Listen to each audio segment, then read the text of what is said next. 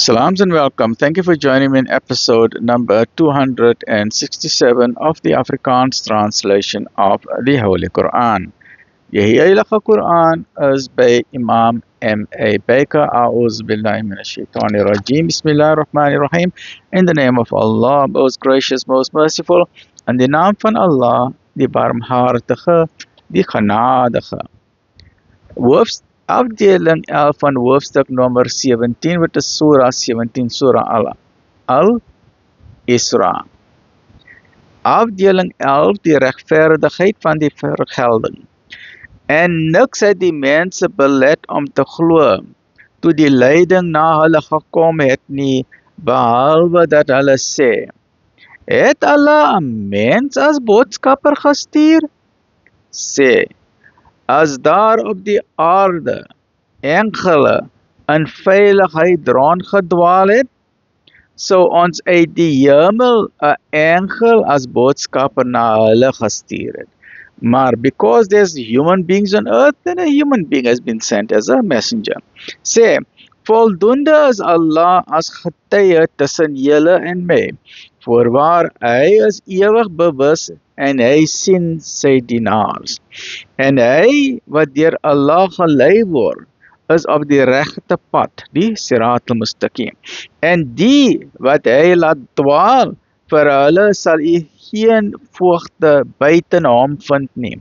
En ons sal hulle op die dag van opstanding op hulle aangesigte bymekaar bring, doof, stom en blind. Hulle tuiste is die hel.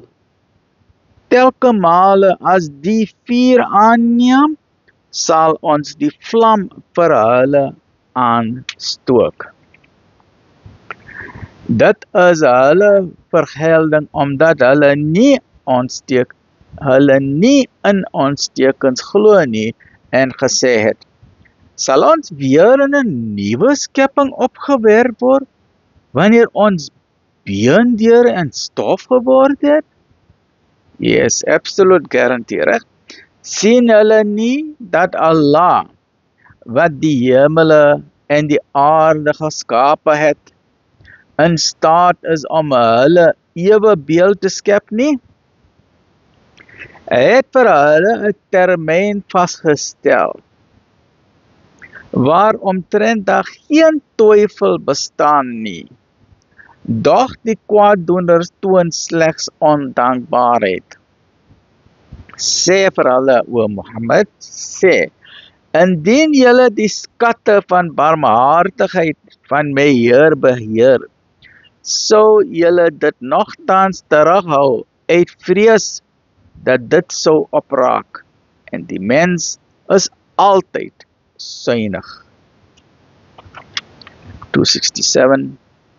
268.